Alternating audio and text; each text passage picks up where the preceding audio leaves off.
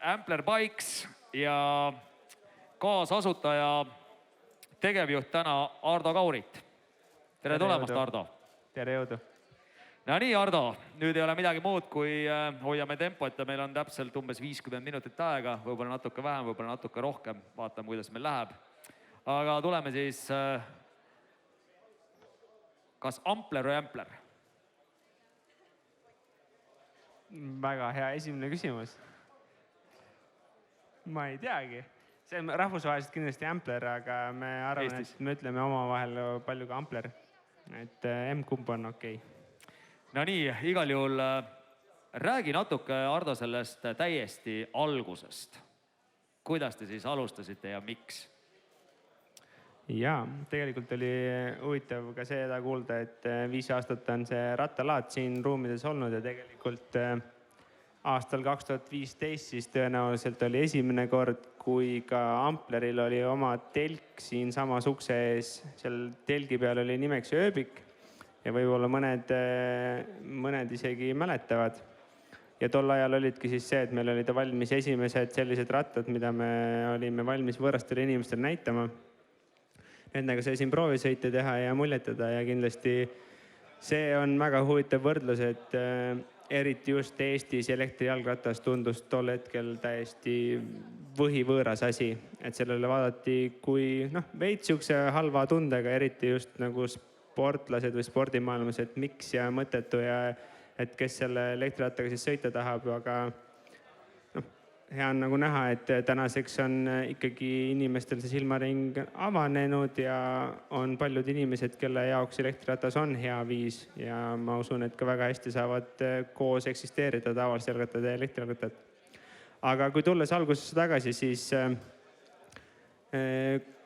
Ampleri 3 asutajad, sellised tooteinimesed, insenerid, head sõbrad, kellele meeldis palju aega veeta garaažis ja asju kokku keevitada ja igast pulli teha. Ja mina isiklikult tol ajal siis professionaalse motosportlasena ei olnud võõras kaherattaliste maailm ja teine kaasasutaja Hannes oli läbi ja lõhki jalgrattainimene. Ja see siis teema kui selline oli see, kus meie huvid kattusid.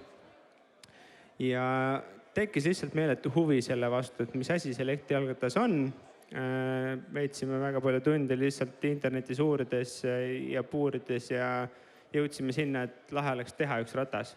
Lihtsalt endale, sest see on huvitav, pole kunagi proovinud ja sealt see sai nagu algus, et me tegimegi valmis. Me nägime ennast seal peal, nägime oma sõpru-sugulasi, kes olid meeletud vaimustuses ja see andis seda jõudu, et kurat, et see on päris tuus, et paneme edasi. Ja iga algus on ju raske tegelikult, et samal ajal, kui te seal garaažis aega veetsite, internetis aega veetsite, pidi tööd ka ju tegema, et ega algul ju nii-öelda teenistus ei olnud, ma kujutan ette, et tegite seda lihtsalt mingisugusest harrastusest. Loomulikult, eks mitte ainult algus ei ole raske kogu aeg, aga selleni, kui see asi hakkas ennast rahastama, läks ikka mitu head aastat. Et käisime tööl, võtsime laene, kulutasime kõik, mis meil kulutada oli ja loomulikult raske. Aga tundub, et siiamaani praegu oleme saanud nagu mootorid käima. Kas Ampler puhul võib rääkida ka lihtsalt ettevõttest või natuke ka start-upist? See, ma saan aru, IT-minister ei saa ka aru, et mis asjad need eraldi asjad on, aga kuidas te ise hindate seda? No ma arvan, et see, mille üle natuke võib-olla nalja visati, ongi see, et start-up ongi siukene omaette väljend, et alustav ettevõte, jah, me alustasime nullist, ei olnud meil meeletut ettevõtluskogemust ega ka taga suuri investeeringuid või mingit kapitali. Alustasime nullist, hakkasime nokitsema ja selles valguses võib kindlasti meid start-upiks nimetada. Ja kas siin ridades on ka see ingelinvestor istumas, kes siis esimese raha alla pani? Esimesed inglid olid me enda pruudid ja vanemad ja sõbrad.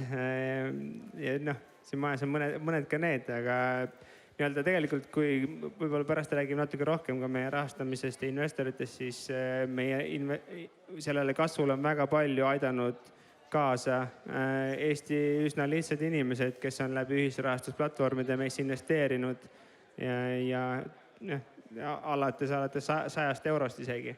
et väga paljudel inimestel tegelikult Eestis võib öelda, et rohkem kui 1000 on olnud usku Amplerisse ja oma raha sinna sisse pannud.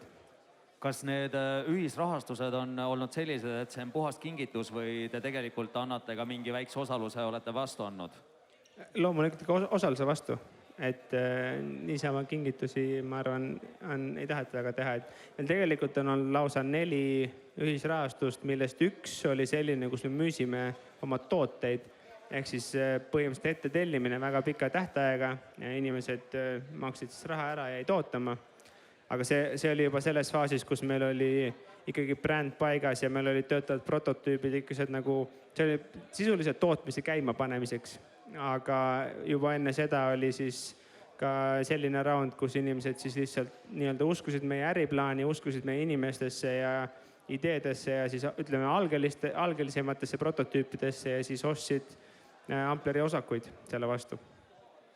Aga kui nüüd sealt päris algusest minna nüüd nii palju edasi, et kus te siis jõudsite, ma saan aru, 90% rattaid ei müüda täna Eestis, vaid müüakse väljaspoole. On see protsent midagi sellist?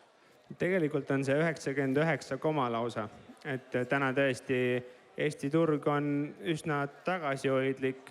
Eks natuke võib-olla on viinud ka sellesse see, et ka alguses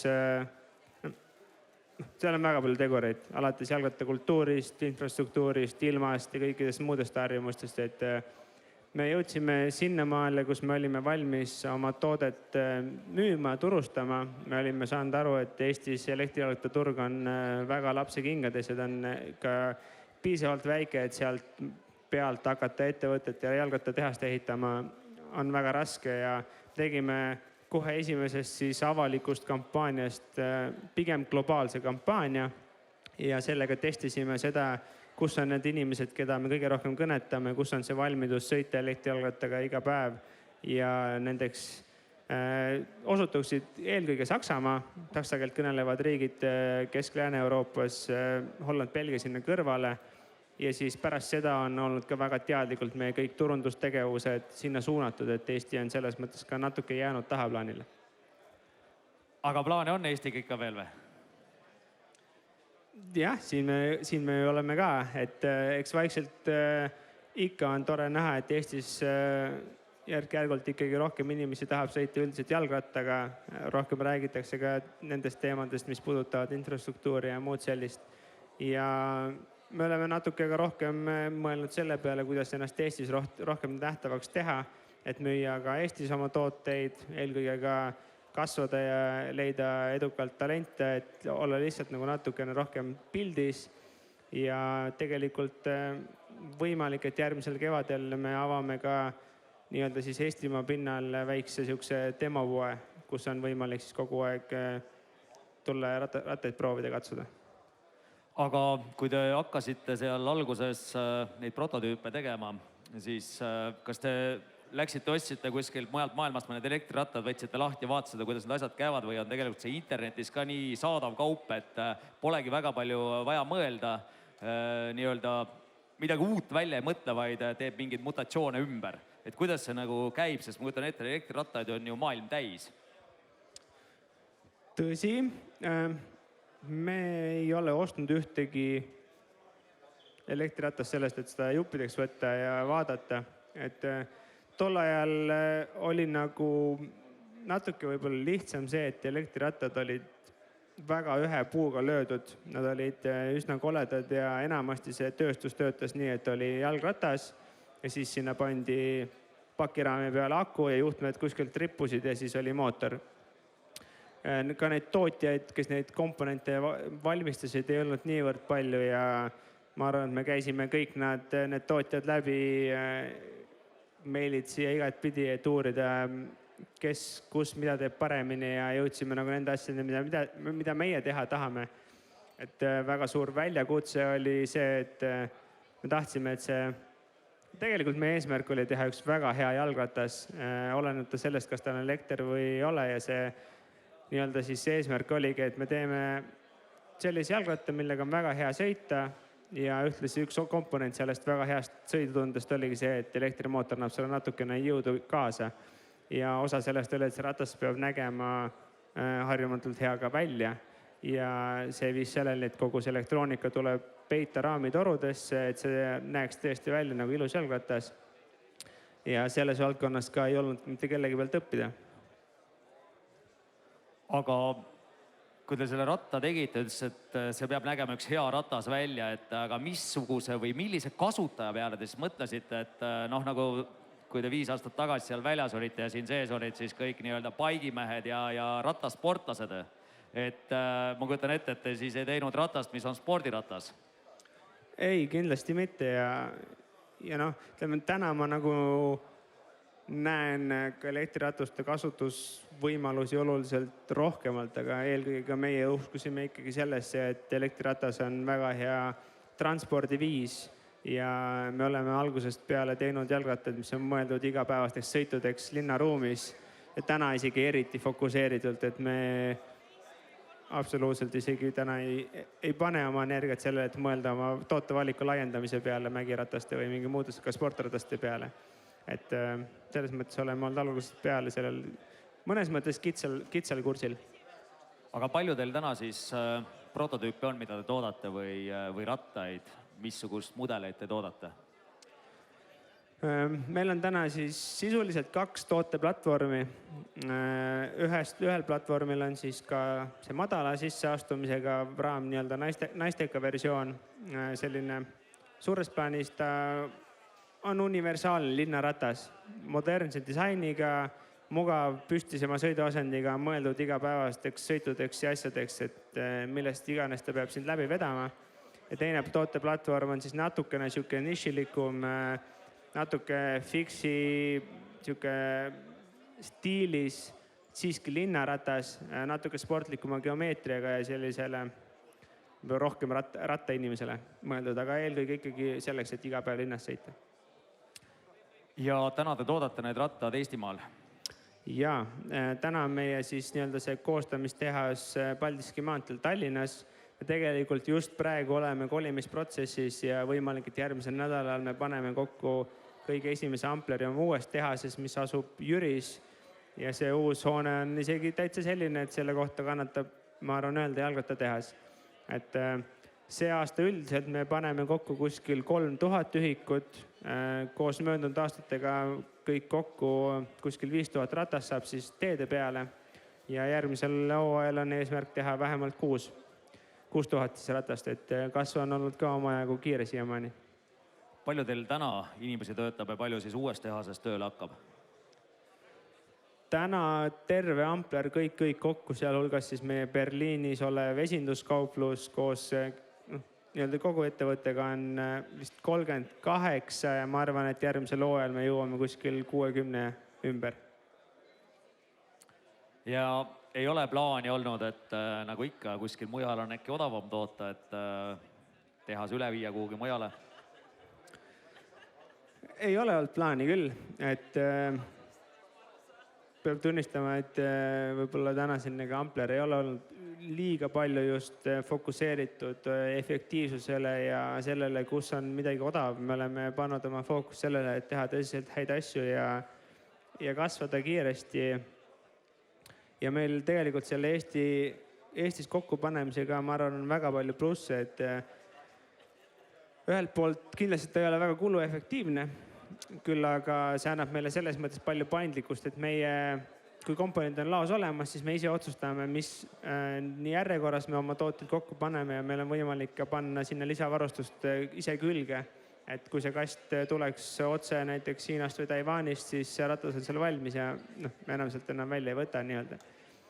Aga väga suur oluline osa on isegi sellega seonduvalt, et meie ärimudel on klassikalisest jalgrattatööstusest samuti erinev, et meil ei ole ühtegi edasi müüjat, meil ei ole neid rattapoode, kes meie toote ostavad ja edasi müüvad, et meie ise müüme neid rattaid online'is, müüme oma esinduskauplustes, poodides, mida me omame ise ja kontrollime ja meie kliendiks on otse lõpptarbija. See tähendab ka seda, et sealt puudub siis see marginaal. Meil on võimalik tänu sellele müüa oma tooteid konkurentsivõimelisema hinnaga ja pakkudagi väga head sellist hinnakvaliteedi suhet. See aga eeldab seda, et kui tavaliselt jalgrattapood võtab selle kasti lahti, siis tegelikult see ratas vajab mõningal määral ülevaatamist. ta pannakse kokku, vajab timmimist, käigud, pidurid paika ja siis läheb kliendile, kes saab sellega lõbusalt sõita. Aga meie peame selle nagu lõppviimistluse tegema oma maja sees ära, et kui see ratas läheb kasti, selle järgmisena avab näiteks kellegi vanaema, kes tahab sellega minna kohe poodi ja siis ta saab selle kokkupanekuga väga hästi ise hakkama, et ka need kastid on väga suured, see on nii, et sa võtad see ratselt välja, sa keerad lenksu sirgeks, 2 poldiga kinni ja paned pedaalid külge ja sõidad. Aga see varustus, millest siis ratas kokku pannakse, neid osasid on ju palju. Et kust need osad tulevad, et palju neid Eestis üldse saab teha täna või ostate üle maailma kokku või on teil endal mõned osad, mis on ainult patenteeritud Amperi mingisuguse märgiga ja need ongi ainult teie omad, ja teete ise? Meil on väga palju sellist detaile, mis on meie omad. Üldiselt nagu tootearendustegevused on peaaegu algusest lõpuni maja sees. Küll aga toormaterjali me ise ei töötle põhimõtteliselt üldse. Et meil on selle jaoks partnerid üle kogu maailma, sealhulgas nagu klassikalistes rattatööstustes, nagu on sealhulgas Hiinas, Taiwanis. Meil on partnereid Saksamaal, Kanadas kui ka Eestis, kes need erinevad komponente siis teevad. Loomulikult on seal ka palju sellist standardset kaupa, kui me räägime kas või Shimano käiguvahetustest, piduritest või piduriketastest ja nii edasi või rehvidest, siis need ei ole sellised komponendid, kus meil on mingi unikaalne nagu osa. Küll aga me täna ikkagi töötame peaaegu et kõikide partneritega tehaste baasil, et me suhtleme otse tehastega ja meil on siis mõne niisuguse lihtsama komponendiga, ma ei tea, näiteks sadul, siis me olemegi koostöös tehasega, kes teeb selle sadula meie spetsifikatsioonide järgi ja siis on terve hunnik komponente, kus on nii-öelda algusest lõpuni see tootmisprotsess ja tootearendusprotsess on meie enda käes ja meil on lihtsalt partner, kes selle toodab ja siis jõuab jälle meie juurde tagasi. Aga päeva lõpuks kõik komponendid tulevad meie juurde tagasi Eestisse ja meie paneme siis nullist kuni lõpuni selle ratta kokku. Kui palju on maailmas konkurente just sellel samal suunal, mida teie teete? Konkurente on, ma arvan, palju aga ma ei julgeks väga öelda, et see on nagu ülimalt konkurentsitihe või selles mõttes, et täna see olukord seal turul on üsna hea just selle tõttu, et see turg on kasvamas nii kiiresti.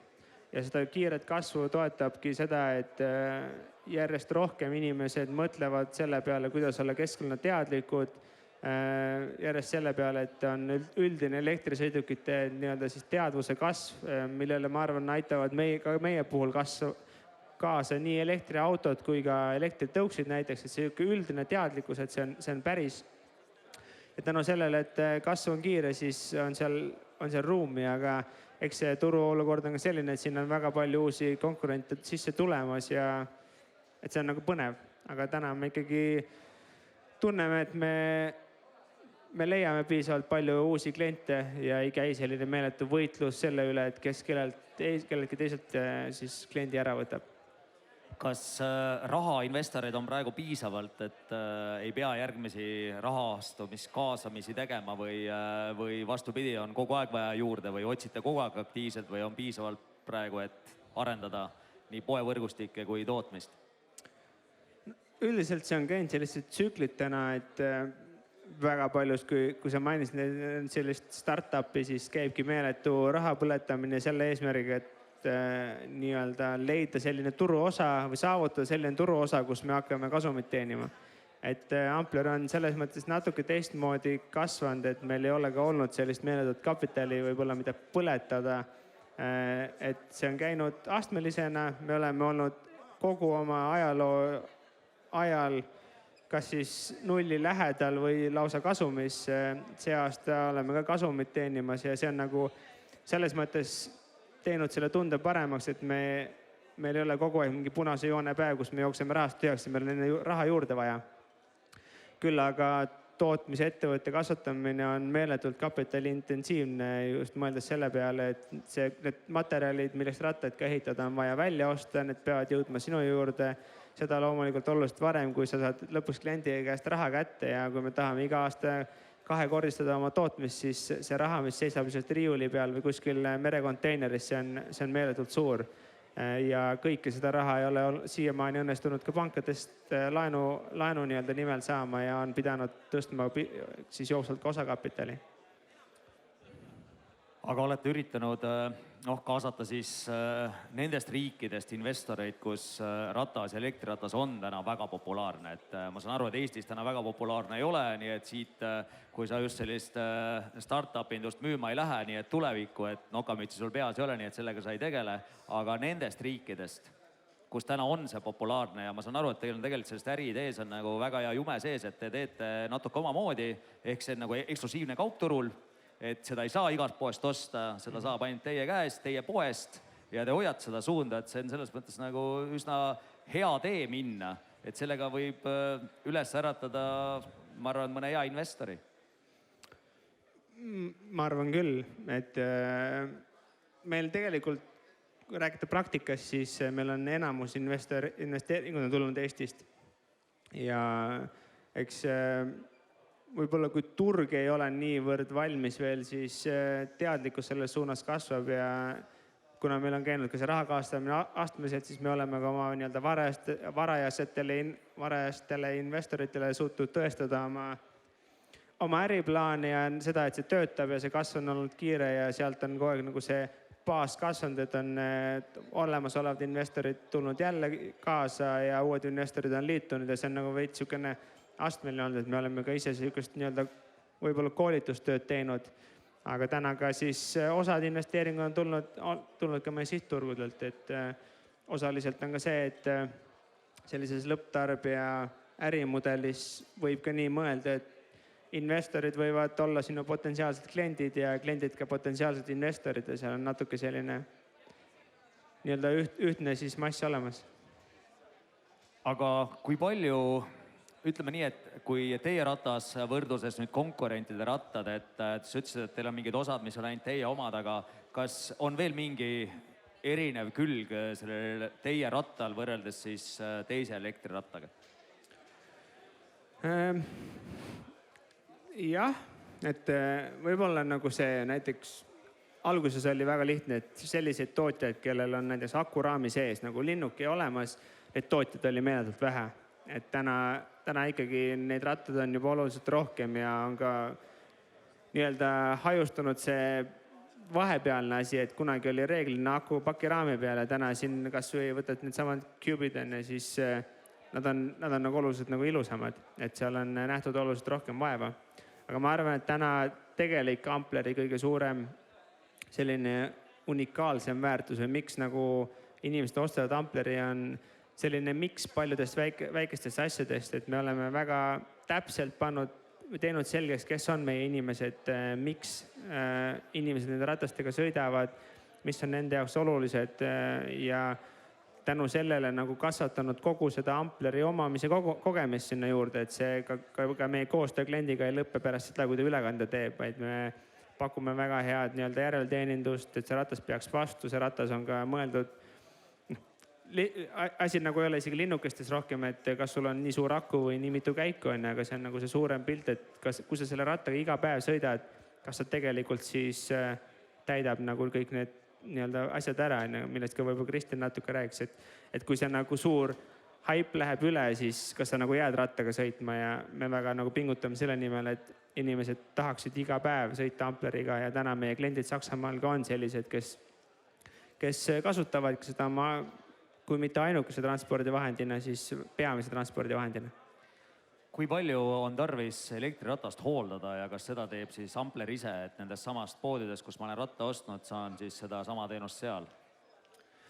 Tegelikult Ampleri puhul ta näeb väga palju jalgratta moodi välja ja tegelikult seal on ka väga palju nii-öelda jalgratta komponente, et kui me räägime põhilistest kuluosadest, siis need ei eristu mitte kuidagi tavalistest jalgratastest ja nii-öelda selline regulaarne hooldus, seda saab teha absoluutselt iga professionaalne jalgrattapood maailmas ja nii see ka käib. Et Ampler ise pigem siis toetab nõustamisega, toetab varuosadega, kui see on vajalik ja tegeleb siis nii-öelda selliste garantiitöödega, mida kohalik rattapood ei oska teha enamasti siis, mis puudutab elektriasju. Ja täna me oleme nüüd Amplerist nii palju rääkinud, et Ampleri rattad on seal viimases boksis, saate siis minna vaatama, millised need on, aga kui palju garantiisid siis osadele annate, sest ma mäletan, kui need paigid tulid, siis ühel oli 5 aastat, siis oli 10, siis lõpuks anti juba raamile, lenksule mingi eluaegset, kuidas Ampleriga täna on? Meil on üldgarantii on 2 aastat kõigele. Vist oleme raamile rohkem ka kirjutanud. Ei, kunagi oli plaanis. Ühesõnaga 2 aastat, aga üsnagi nagu suurte lisatingimusteta, et ma arvan, et paljud eluaegsed garantiid on ka natuke selline turundustrikk, et seal on mingid linnukesed taga, et kui sa oled seda teinud või seda teinud, siis sa ikka abi ei saa, et 2 aastat, aga palju küsimusi ei küsi. Üritame alati leida parim lahendus, et inimene päriselt saab oma ratta ruttu korda ja sellega sõita. Kas Ampleri jaoks on mõni üllatav klient kuskilt välja ilmunud? Ma mõtlen, et siin, kes ostis iglumaja ja on väga kuulus inimene või vastupidi, et näiteks Berliini kiirabi pöördub teie poole, et neil on vaja 25 sellist ratast, et kas saate mehed kokku panna või Šveitsi mingi jäägri sõjaväeüksus ütleb, et nüüd nad tahavad teilt 50 ratast saada. Kas on mõni selline?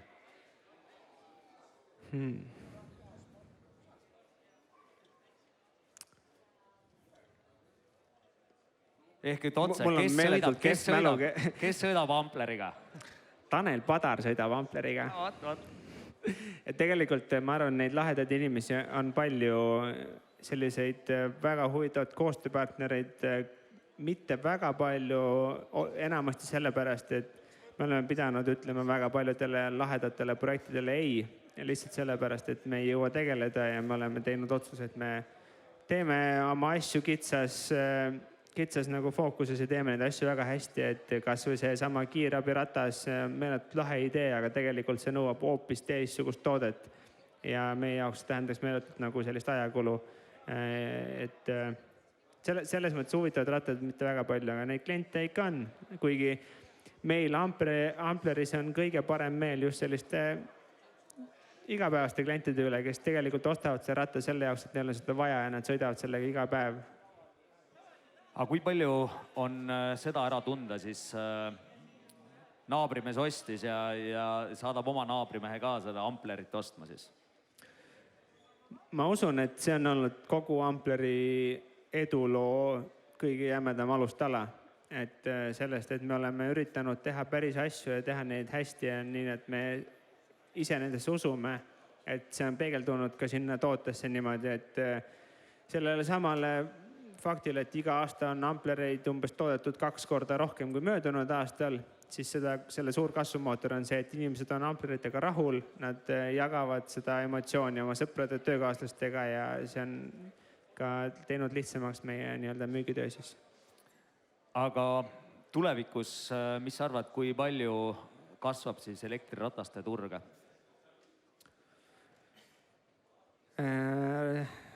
Raske võib-olla väga nagu teaduslikke numbreid välja pakkuda, aga ma arvan, et see kasv saab veel jätkuda kiiresti ja eriti kiiresti võib-olla sellistel turgudel, kus ta täna ei ole veel nii populaarne. Aga kui veidi üldse nagu rääkida numbritest, siis võib-olla huvitav asi ongi see, et tegelikult elektrijalgrattad sellisel kujul ei ole väga uus toode. Nad ei ole ka väga nišitoode paljudel turgudel maailmas ja juba 90-ndate lõpust alates on näiteks Saksamaal olnud elektriratastel täiesti arvestatav turuosa, see on pikemööda kasvanud ja möödunud aastal müüdi siis Saksamaal üksi 1 miljon elektrijalgratast. Kui sinna kõrvale panna ka veel naaberriigid, mitte isegi kõik, siis see number on juba üle 2 miljoni. Et see on lihtsalt annab võib-olla veits sellist nii-öelda arusaama, et see ei ole nišš, vaid see on normaalne viis, mismoodi inimesed liiklevad iga päev. Ja teil tuli, ma sain aru, sel aastal kokkuvõttes tuleb umbes 5000 ratast. See aasta üksi 3000 ja igal juhul meil on väga palju potentsiaali kasvu nendel samadel turgudel kasvada. Eriti veel arvestades, et viimase aasta turukasv Saksamaal oli 38%. See on päris suur number, aga see uus tehas, mis teil valmib, et kui seal 2 vahetuses tööd teha 24 tundi, kui palju te jaksaksite aastaga toota? Mis oleks maksimumvõimsus tänasel baasil? Eks natuke aeg näitab, aga selle projekti nii-öelda eesmärk oli, et seal majas on võimalik panna kokku 30 000 ühikut aastas. Ja 24 tundi? see oli pigem 8-ga. Aga ma arvan, et ega päris 3-ga ei saa korrutada ja kuskil on nagu kaine mõistus ütleb ka, et lihtsam on uus maja kõrvale ehitada. Ma mõtlen seda, kui sa rääkisid siin Saksamaa turg kasvab 37% või kasvas aastas, isegi kui see kasv oleks näiteks 5% või 10%, lisaks sinna ülejäänud turgu juurde, siis see tundub, et täna see on ikka metsik kasv. See on ikka tohutu. See on suur ja see on kiire ja ütleme, see 38% suure turu juures ongi väga kiire kasv, aga kui vaadata enamus statistikaid, mis on elektriautode või tõukerattadest turu kasvud, siis need enamasti on 3-kohalised numbrid. Et selle koha pealt ongi, see ongi võib-olla märk sellest, et elektrijalgrattad sellisena on oluliselt täiskasvanulikum turg, et see esimene haip on juba käinud, ma arvan, ära. Eriti, mis puudutab nagu linnarattaid, et võib-olla maastiku ja sellistes ratastes on nagu selline esimene tulemine. Ja ratta puhul on see palju lihtsam, siin Kristjaniga arutasime, et tõuksid arvatavasti kukuvad esimestena mängust välja, sest need on lihtsalt ohtlikud ja nendel ei ole väga palju sellist infraruumi täna. Et nad peavad võtma seda siis jalakäija arvelt või ratta arvelt või peab seal ümber midagi tegema ja autodega sama probleem tegelikult, et kuigi nõudeid pannakse peale, aga infra ei jõua järgi. Kuidas sa neid laed ja kuidas sellega hakkama saab, ratastel tundub nagu tuleviku väljavaade nagu kõige kindlam. Huvitav vaatenurk, aga selle koha pealt võib-olla küll, et jalgratas on olnud ju meie kõrval väga pikka aega juba ja täna Lääne-Euroopas võib näha sellist järjekordset suurt lainet, kus tõsiselt palju investeeritakse jalgratta infrastruktuuri, mis ei tähendab head ka elektrijalgratastele. Ja kui me mõtleme elektriratastest, siis tegelikult meie ei ole kunagi nii mõelnud, eks kindlasti seal on osa kliente ka, kes on niimoodi teinud, et jalgratturist saab elektrijalgrattur. Aga enamasti ka meie näeme seda, et kui inimesed sõidavad iga päev tavalise jalgrattaga, siis meil on selle üle väga hea meel ja näeme suurimat potentsiaali selles, et need inimesed, kes kas on kunagi sõitnud jalgrattaga või nad on mõelnud selle peale, et nad tahaksid ka neid jalgrattaga sõitmisest tulenevaid positiivseid väärtusi kogeda, sellest, et see on soodne, sa oled sõltumatu, see on tervisele hea, värske õhk kõik sinna juurde, sul ei ole parkimist raamasi, sul ei ole ummikuid, siis elektriratas võtab need takistused ära, mis seal ees saavad olla, et kas sul on selle igapäeva sõidu peal mingi mägi ees, kas sul on tihti tuul vastu, kas sa lihtsalt ei jõua hästi vändata, kas sa tahad jõuda kiiremini või sa tegelikult tahad sõita nii kaugele, et sul on täiesti võimatu jõuda kohale ilma higistamata, siis see on see koht, kus elektrijalgratas ja sealhulgas Ampler avardab seda jalgrattaga liiklejate hulka, et rohkemad inimesed saaksid sõita jalgratastega. Kas teil on mingi uuring ka olemas või on seda võimalik üldse välja võtta, et kui palju siis inimene, ostan selle elektriratta, et kui palju ma siis elektrit kasutan liikumiseks keskmine ja kui palju ma siis omal jõul nagu liigun, kas on olemas mingi keskmine? Ja, ka meie jalgrattad töötavad tegelikult nii ja tõesti nendega võimalik seal kõige tagumises sallinurgas ka proovida sõita, et sa alati pead ise väntama. Ja tegelikult see ratas lausa mõõdab seda, kui kõvasti sina väntad ja paneb sinna elektrimootoriga juurde. Seda vahekorda on võimalik sul ise muuta Ampleri puhul läbi mobiiliäpi ja sa saad nagu endale tekitada neid laisemaid päevi ja siis igavamaid päevi kuni sellele, et sa võid see ratta või elektri välja lülitada, see ratas sõidab ikka väga hästi. Ma arvan, et selline Harju keskmine, mõelda Ampleri keskmiste mingi settingute peale, siis see on kuskil võib-olla pooleks elektri versus sina. Ehk siis tegelikult ei saa ka sellest rääkida, elektriratas teeb sind nagu väga laisaks. Et eks neid uuringud on tehtud igasuguseid, aga ka paljud inimesed on väitnud, mida on ka toetanud mingid uuringud, et tänu sellele, et sul on see rattaga mõnus sõita, sa sõidad elektrijalgrattaga nii palju rohkem, et nagu üldiselt on sellest rohkem kasu. Ja eriti hea võib-olla võrdlus, millega me oma rattaid vahest kirjeldame, kui inimene hästi ei saa aru, et see on umbes selline tunne, nagu sa jalutaksid, et selline mõnus koormus, et sa ei hakka higistama, sa tunned, et sa oled aktiivne, aga sul ei ole ka nagu meeletult raske, aga sa saad seda jalutamist teha oluliselt kiiremini, et sa jõuad siis nagu kaugemate sihtkohtadeni. kuna ma teemas täpselt ei ole, siis ma tahaks küsida, et kaua siis teie ratta aku kestab ja millest see siis sõltub, et kas see sõltub ka sellest, kui palju ma, kas saan ka vändates toota akusse voolu juurde? See viimane väide ei ole võimalik. Seda lihtsalt toetab lihtne füüsika seal taga, et kui me paneksime selle ratturi seda akut laadima, siis seda oleks meeletult raske laadida, et ka meie tippsportlased peaksid päris kõvasti vaeva nägema, et see aku lõpuks nagu täis laadida, et see lihtsalt ratta puhul ei ole väga mõistlik. Aga ühe laadimisega Ampleri puhul keskmiselt saab sõita 70 kilomeetrit. Loomulikult see sõltub nagu 100 erinevast nii-öelda parameetrist, aga 70 on niisugune hea keskmine, et vahest ilusa ilmaga natuke tagant tuul ei ole 100 probleemi ja alati nagu niisugune 40-50 tuleb sealt ikka välja. Ja see on ka nagu mõeldud sellega, et kui ka võrreldes mingi rattamaailmaga, see ei ole mingi meeletult suur number, aga meie hinnangul on see alati piisav selleks, et oma igapäevane sõit ära teha ja õhtuline juhe järgi panna. Ja tänu sellele, et see aku on sellise optimeeritud suurusega, on see ratas ka väga kerge, et meie elektrirattad algavad 13,5 kilost, mis on täiesti võrreldavad ka tavaliste linnajalgratastega. Aga ma olen vaadanud elektrirattaid, millel on aku. Võtan aku kaasa, viin tuppa, elan korrusmajas 5. korrusel, aga nüüd on teie ratased ja ma sain aru, et aku on seal raami sees, on ju. Nüüd peab olema mul ju tegelikult garaaž või seina küljes mingi laadija, kui mul ei ole, mis saab? Ei saagi midagi.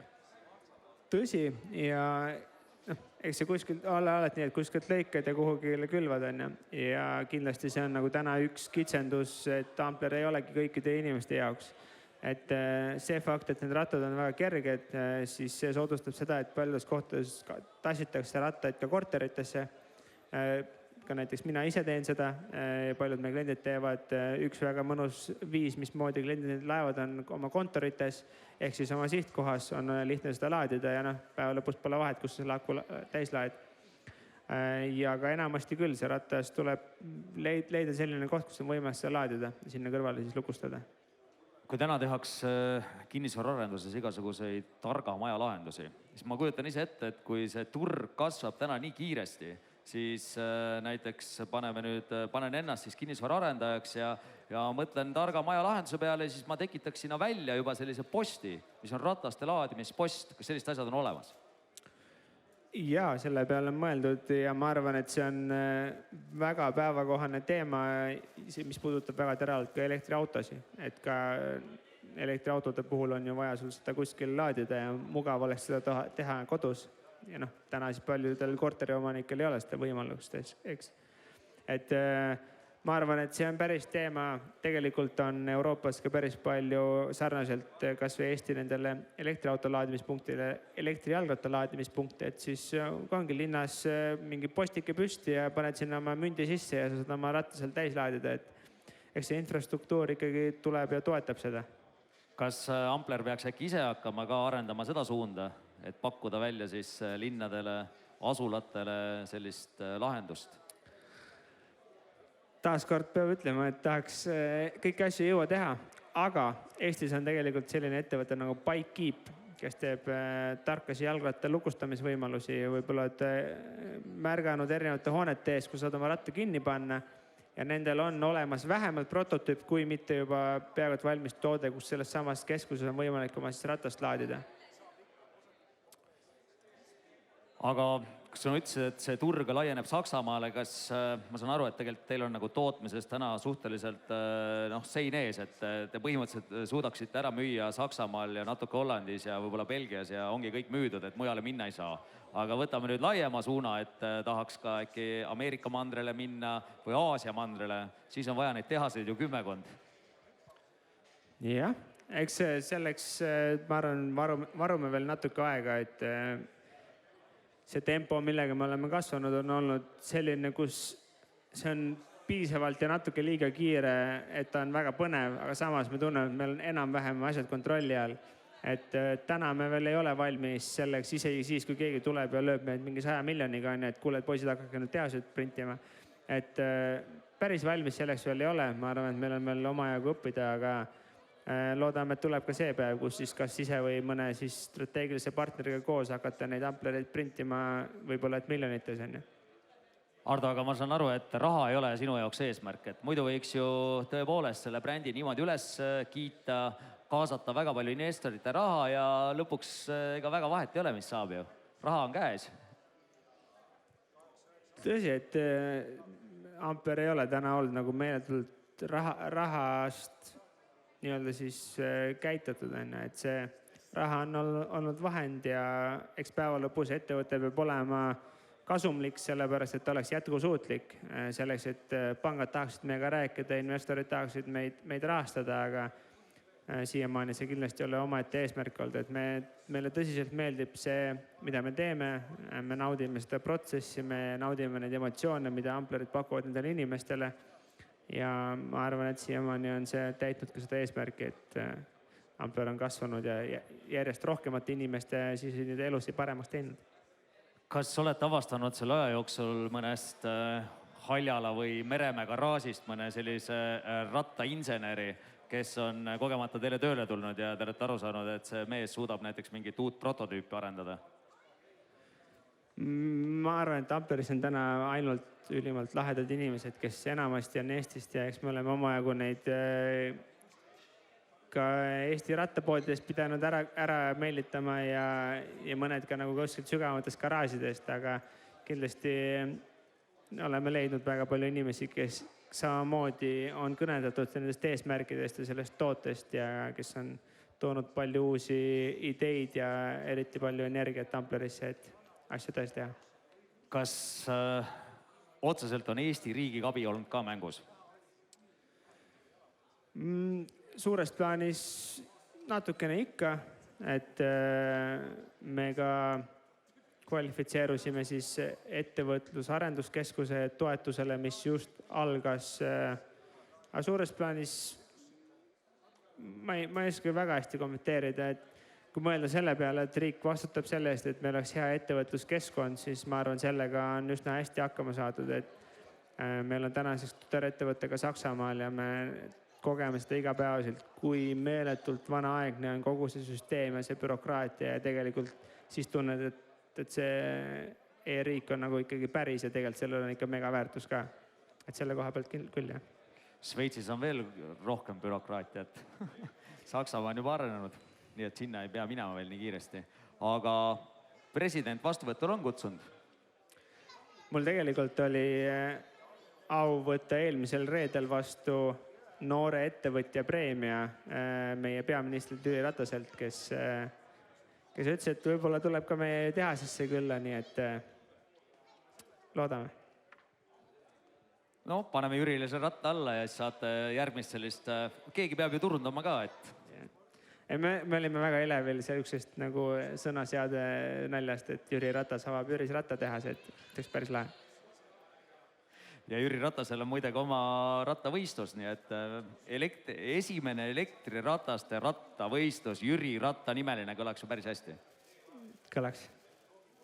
No nii, aga ma kujutan ette, et kui ettevõte areneb, teil on uus tootmishoone, kõik tahavad teiega koostööd teha, siis palju üldse vaba aega jääb?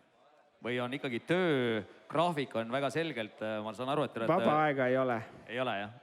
Ikka pikad päevad ja ööd ja päevad tööd. No, eks midagi ei ole teha, mingi balanss tuleb leida ka pere vahel, aga vaba aega, kui sellist on ikka vähe, et täna mul on rõõm kasvatada peres ka 2 väikelast ja siis kõik see kokku on küll, et hobisi nagu väga ei ole. Aga me oleme rääkinud siin tegelikult ainult positiivsest suunast ja kuidas turud kasvavad, aga mis võiks olla selline kõvem tagasilöök, ütleme, et siis turul? No ettevõttes siseselt ikka võib olla, et partner läheb ära ja keegi müüb osaluse maha ja tuleb järgmine mees, aga mis võiks turu poole pealt olla see, mis võiks tekitada nagu sellise, ärikoha pealt ohuallika? Ma ei hindaks neid väga siis nii-öelda suureks riskiks, aga võib-olla lihtsalt mõttevälgatus, mis tekkis, et täna on sellisel kujul elektrijalgratastele nagu Ampler, mis siis töötavad ainult siis, kui sa ise väntad, piiratud võimsus, piiratud kiirus, 25 km/h ja nii edasi. et nad on võrdsed tavalise jalgrattaga seaduse ees, ehk sul ei pea olema kindlustust, liiklusmärke ja kiivri kasutamine on siis vabatahtlik ja kõik see sinna juurde. Et kui mingil põhjusel näiteks niisugune asi peaks kaduma ja kõik elektrijalgrattad maailmas peaks kandma liiklusmärke, mis tähendaks nagu meeletut bürokraatiat sinna juurde, mis tähendaks kindlasti ka kõrgemaid hindu ja nii edasi, siis ma arvan, et see oleks asi, mis oleks päris karm ka meie ettevõttele.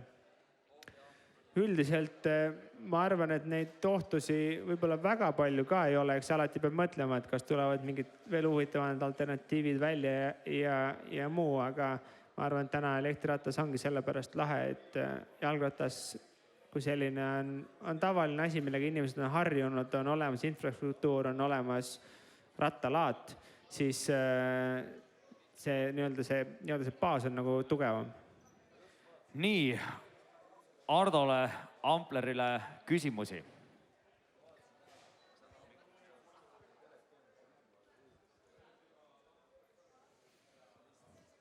Täpselt küsimusteks umbes 10 minutit.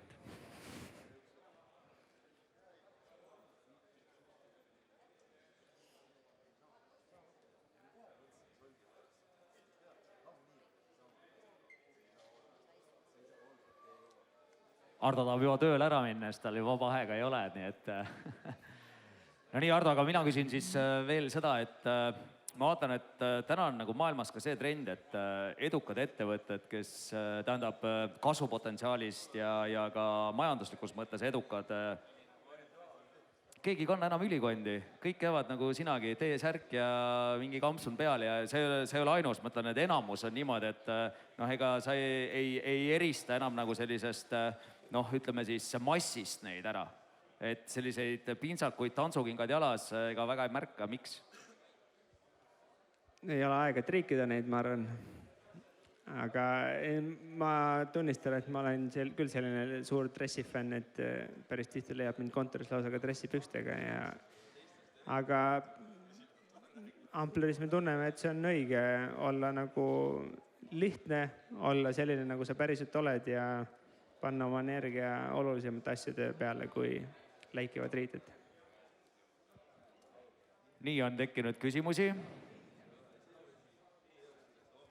Kas Merida on konkurent? Muidugi. Velo pluss on väga. Ei, tegelikult kindlasti, nagu ma enne rääkisin ka, siis konkurents kui selline on kindlasti olemas, aga Amplerit nagu täna on see puudutanud natuke vähem osaliselt meie natukene rohkem erinevate toodete pärast, võib-olla veel rohkem meie erineva ärimudeli poolest. Ja ma arvan, et täna on olukord, kus iga inimene, kes kuuleb esimest korda elektriratas või nagu, et see üldine teadlikkuse kasv täna aitab kõigile ühiselt kaasa.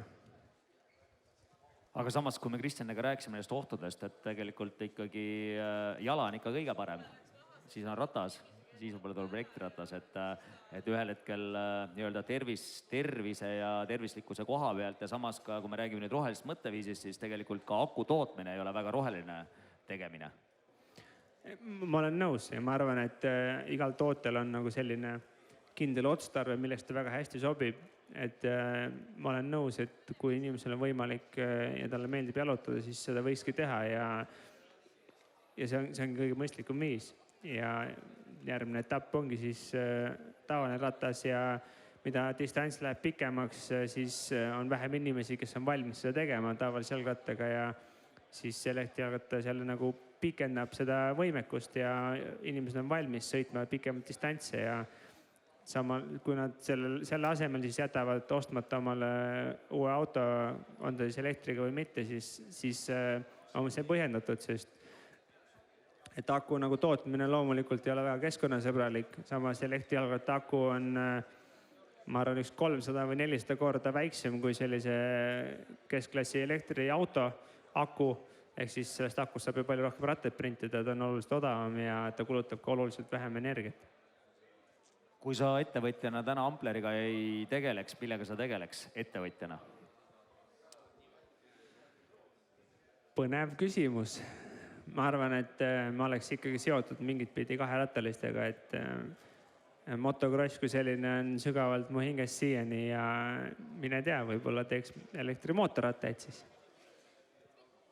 No nii, on Hardole küsimusi tekkinud.